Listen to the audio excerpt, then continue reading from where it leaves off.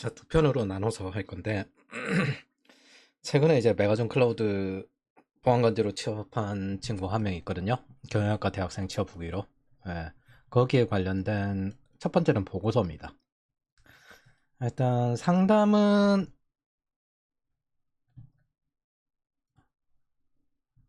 2024년 2월에 했어요. 보통 이런 학생들이 오는 이유는 경영학과 이런 거 다니다가 혹은 비전공자나 직장인 전직자가 오는 이유는 비전을 찾아서 옵니다. 기술 없이는 도저히 살아남을 수 없겠다. 이거는 솔직히 경쟁으로 보는데 그냥 시대 변화로 보는 게 더 맞아요. 시대에 맞춰서 바꿔야 한다. 이런 문과학과들이 뜬 거 자체가 서비스업 경제가 활성화되면서 거기에 대해서 이제 재무 관리를 해야 되면서 달라졌거든요. 그래서 해외 취업의 목표도 가지고 있고 메가 트렌드를 위해서 왔다.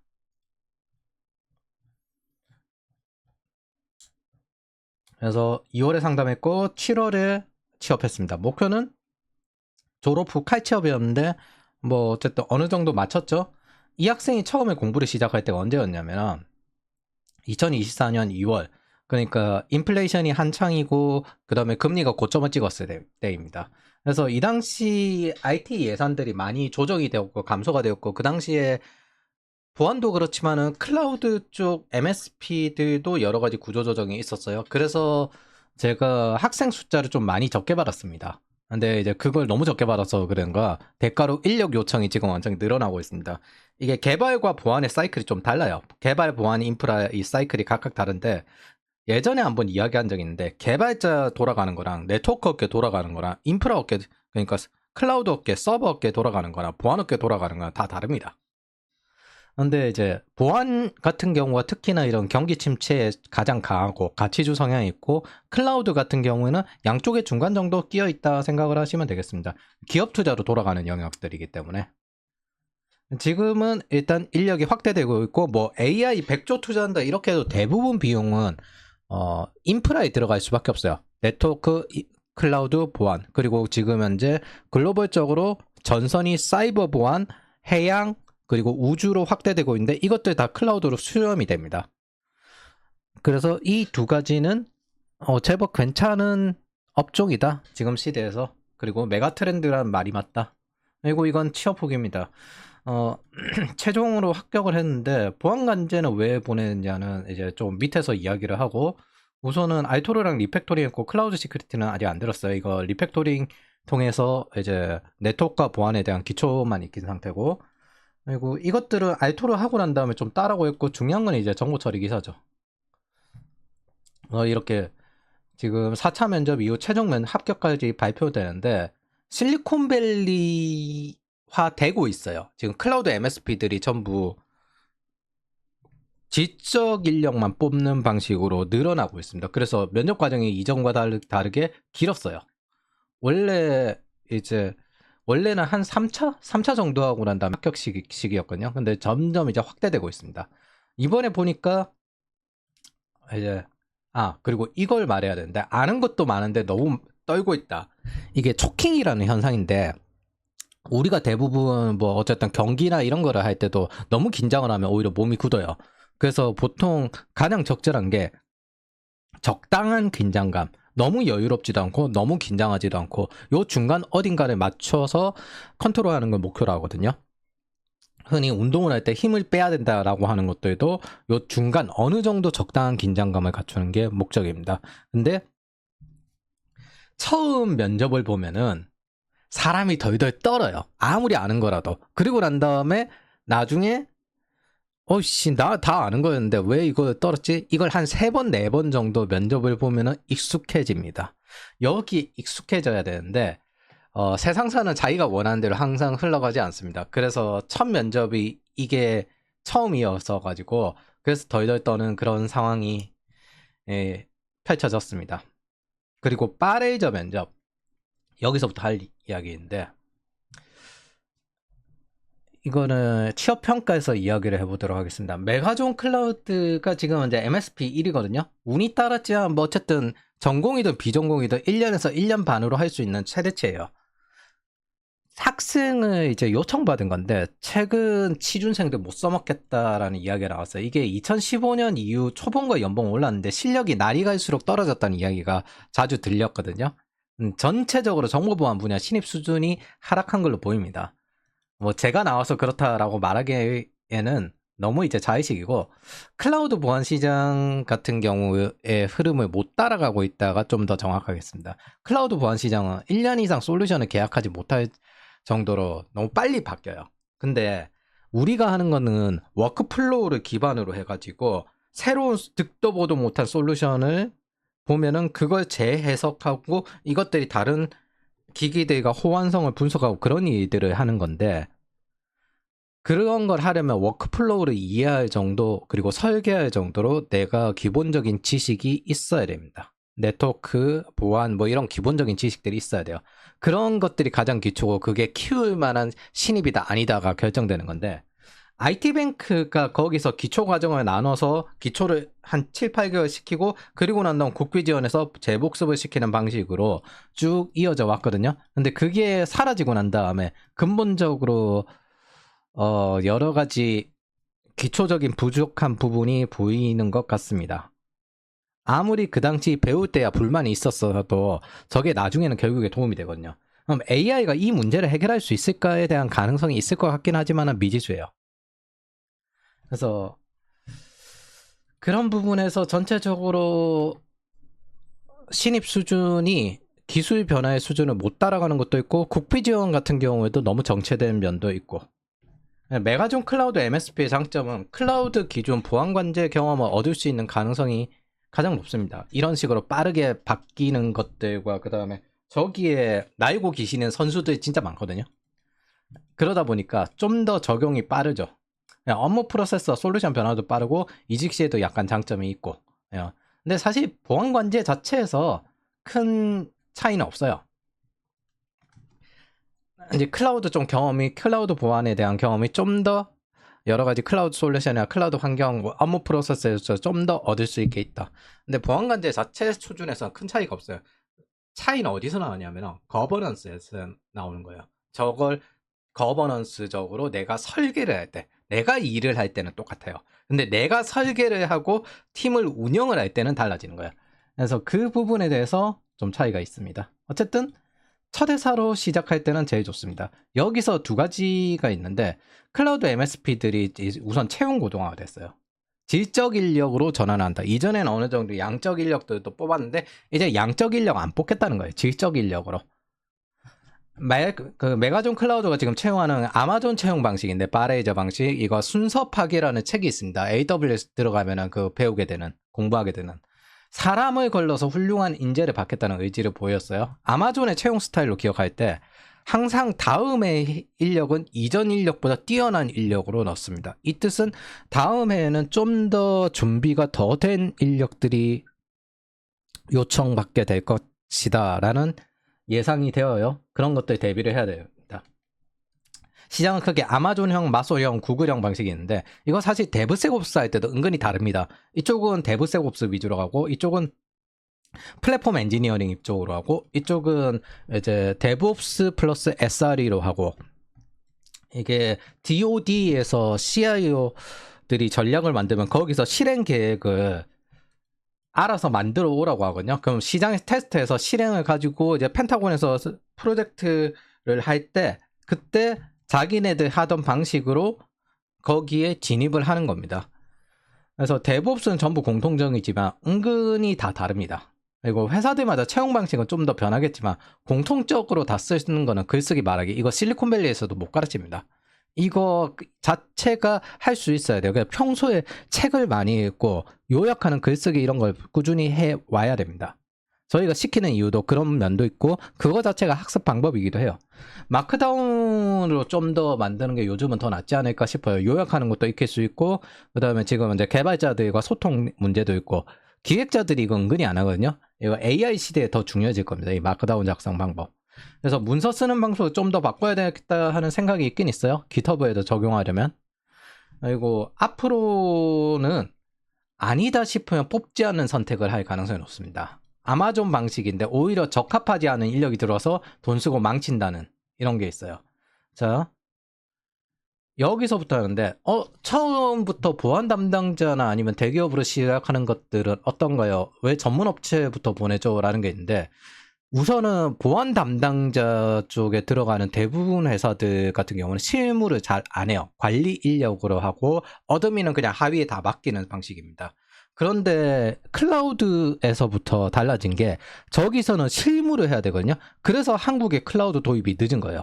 나이 드신 이제 49세 정도 되시는 이런 분들, CISO나 아니면 기술사분들이 이걸 하겠습니까? 은퇴가 앞당겨져 있는데, 그래서 이런 실무적인 부분에 대해서 적용이 안 된 게 많습니다. 인터넷 은행이 뜨는 이유 자체가, 애초에 저쪽 기존의 은행은 관리직으로 돌아가는데 인터넷 은행은 실무직으로 돌아가기 때문입니다. 여기서부터 문제인데, 대기업의 담당자로 처음으로 시작한 경우에 학생들을 보내봤어요, 예전에도. 근데 처음으로 시작한 경우에 그 당시에는 5년 정도 되면 연봉이 역전이 당해요. 이쪽은 이직하고 돌아다니면서 계속 연봉이 올라가는데, 이쪽은 한 분야에만 집중하다 보니까 이직을 못해요. 예전에 보안 담당자는 보안 담당자로 시작을 해가지고 그쪽 커리어가 따로 있다는 건, 그때 이제 그 순혈주의 이런 게 있을 때는 그렇고, 지금은 그 회사가 망하면은 그냥 같이 망합니다. 역량이 없으면 같이 망해요. PM으로 계신 분들도 CISO 될 수 있고, 이분들이 은근히 CISO들보다 더 많이 버는 사람들도 있거든요. 이분들은 끝까지 실무를 하고 싶어서 남으신 분들이 많아요. 이거 뭐 억대형 하는데 3개월 컨설팅 해가지고 1억 버시는 분들도 꽤 많아요. 그래서 전문업체 위주로 경험을 쌓고, 담당자 경험을 쌓고 전체적으로 할 수 있는 방향으로 지향을 시키려고 합니다. 그리고 지금 현재 다음 세대 CISO 될 사람들 되어 있는 팀장 레벨들은 전부 다 실무 경력자들이에요. 보안도 이제 좀 15년 정도 되었기 때문에 그런 식으로 돌아갑니다. 그래서 전문 업체에서 시작하기 좋은 기업을 선택하는 게 제일 좋다, 지금은. 그리고 2년, 5년 정도를 보통 보는데, 3년차가 중국 개발자 기준점이거든요. 이 3년차란 기준점이 뭐냐면, 그 이전에는 주는 연봉, 회사 기준에 따라서 따라가지만은, 이후부터는 이직하거나 이럴 때 연봉 협상을 하게 됩니다. 예전에 5년이란 개념이 무슨 뜻이냐면, 제로 베이스에서부터 시작하는 보안회사, 그 보안 시스템 같은 것들이 있어요. 요즘은 스타트업 같은 것들이 생기면 또 그런 것들이 하는데, 보안 관제에 들어가서 그냥 로그만 볼 거면 딱 중학교 1학년 갖다 놔도 할 수 있습니다. 근데 그런 사람은 한 2년 넘어가면 그때부터 못 버텨요. 중요한 일을 못 바뀌고, 그 다음에 같이 데리고 가기에는 팀이 붕괴됩니다. 호봉제로 돌아가는 시스템도 아니기 때문에. 그래서 다른 부서로 보내거나 아니면 뭐 이제 저쪽에 똑같이 이제 좀 사이트 중에서 좀 안 좋은 사이트 보내가지고 네가 알아서 그냥 거기서 그냥 네 월급이나 받아와라, 이런 식으로 하는 거죠. 회사에서 바라는 거는 커가지고 회사에서 돈을 남기는 기준. 예전 10년 전쯤에 2,500 연봉을 받으면 1억 정도 매출이라면 회사에서 아무것도 안 남기고 그냥 데리고 있는 거였거든요. 근데 지금은 세금도 오르고 그래서 좀 더 많이 올랐을 거예요. 개인적으로 3천 연봉에 1억 5천 정도 벌지 않으면 못 돌아간다고 생각합니다. 그래서 학생들 회사 걸을 때 인당 매출이 1억 5천이 되는가 안 되는가, 이거 좀 많이 따지는 편이에요. 생존 기준점입니다. 그러면 이제 3년 정도 돼서 연봉 협상을 할 수 있는 단계에 도달했을 때, 지금 요즘 그게 많이 달라졌는데, 예전에 5년 정도 되어서 보안팀을 초기 세팅을 할 때 그때 들어가서 하는 방식이었거든요. 근데 지금은 그런 세팅을 하니까 스타트업밖에 없잖아요. 근데 지금은 이제 신규 세팅을 할게 셋옵스 영역이나 MLOps 이런 쪽 하는 것밖에 없단 말이에요. 클라우드로 추가 투자를 해서 세팅을 하는 거. 그래서 3년차 정도가 들어가가지고 요즘은 세팅을 합니다. 예전에는 5년이었는데 그때도 이제 누구 팀 밑에 들어가는 거였는데, 요즘은 3년차 정도가 들어가서 제로 베이스에서부터 세팅을 하면서 구르기 시작한다는 거예요. 다른 말로 하면 고생이 좀 길어졌지만은, 좋게 생각을 하면 연봉을 받을 확률도, 그리고 커리어를 받을 확률, 커리어를 높일 확률도 높아졌다는 겁니다. 이거 젊을 때 해야 되거든요. 나이 들면 힘들어서 못해요. 이거는 40 이전 젊을 때 해야 돼요. 물론 40 초반까지 하시는 분들도 있어요. 근데 40 이후부터는 늙었어요. 힘들어요. 초기 세팅을 하려면. 그게 빡세기 때문에 스타트업은 저희부터 해야 됩니다. 어쨌든 그래서 이런 기회가 늘어났습니다. 그래서 이런 회사 들어가면 특징이 뭐냐면은 이런 초기 세팅을 할 때 한 1년에서 2년 정도 사라져요. 실종돼요. 왜? 뭐 ISMSP 그 컴플라이언스 대응해서 내부 문제까지 모두 세팅을 자기가 다 하고 뭐 레이어 시키는 거 그런 것들 다 해야 되고 하기 때문에, 즉 보안관제센터에서 처음에 들어가면 해야 될 게 뭐냐, 보안 장비들 어떤 것들 어떻게 들어가고 그 다음에 이것들이 어떤 기능들이 각각 있고 네트워크 어떻게 연결되고 업무 프로세스 어떻게 만들고 계층 어떻게 만들어 놓고 이걸 나중에 자기가 제로 베이스에서부터 설계할 수 있는 그 기본 레퍼런스가 됩니다. 그걸 알 수 있어야 돼요. 그걸 기준점으로 다음 회사 들어갔을 때 그 설계를 조정하고 바꾸고 합니다. 이거 안 하면은 돈 못 벌어요. 즉 고생을 하는 게 가치가 있다. 세상에 쉬운 일 중에 가치 있는 거 없어요. 네트워크 엔지니어들도 이제 안 좋아하기 시작하니까 1억 받던 사람들 다들 잘리고 그러잖아요. 언제나 투자가 일어나는 곳, 새로 프로젝트가 일어나는 곳으로 뛰어 들어가가지고 거기서부터 다시 또 신규 프로젝트를 하고 생산성 있는 경제로 뛰어 들어야 되는 겁니다. 그러지 않으면 죽어요. 그게 그리고 안주한 사람들보다 돈을 더 많이 버는 비결이죠. 자, 그러면 취업 이후 커리어 계획. 제가 정보보안 취업 지도를 2025년 버전을 하면서 달라진 워크플로우는 파라미터를 좀 추가를 했다는 거예요. 통화량과 국내 시장, 즉 저성장에 관련된 외부 변수 파라미터를 AI 스쿨에 적용하면서 워크플로우 변화가 좀 들어가게 됩니다. 확실성 기반이 이제 추출 경제인데 전통 보안 이걸 기반으로 새로운 생산성 경제, 클라우드 보안이나 데브세옵스 AI로 진출하게끔 유도하는 거예요. 솔직히 이렇게 신규 분야가 안 튀어나오면요, 여러분들 이거 10년 20년 한 사람 절대 저 사람들보다 연봉 더 많이 받고 더 뛰어나고 그거 못합니다. 신규 분야에 뛰어 들어가야 위에 선배들보다 앞설 수 있는 거지. 그래서 기존 워크플로우 모듈은 이렇게 따릅니다. 개인 성장률, 생산성 증가율, 산업생 성장률, 할인율, 이런 구조로 따르게 됩니다. 이걸 이제 전체적인 전역 변수로 기본 내장시키는 거예요. 그래서 기준점에 맞는 전략을 어느 정도 택하면은 통화량 해칭이 가능한 분야. 이거에 관련된 거는 여기 산업 위주로 집중을 합니다. 우리는 산업을 기반으로 글로벌에 전부 다 대응을 하는 거기 때문에.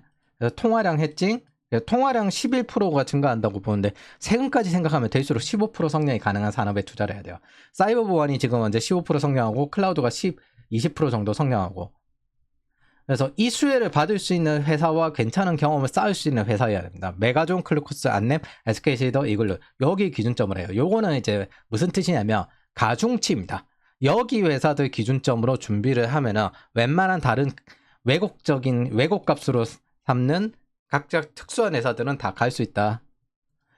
그래서 그리고 그 외에 참고하는 회사는 스마트샤크와 엔클라우드, 네이버 클라우드가 지금 AWS, 애저, 그 다음에 GCP가 국내 공공기관 클라우드 열어달라고 하고 있거든요. CSAP 이거 상급 이거 열어달라고 하고 있고, 그래서 공공기관 클라우드 시장에 진출하려고 하는 건데, 그러면 이제 국내 클라우드를 키워야죠. 그냥 간단히 생각하면 소버린 클라우드 라고 생각하시면 됩니다. 로컬 클라우드 치고는 꽤 괜찮아요.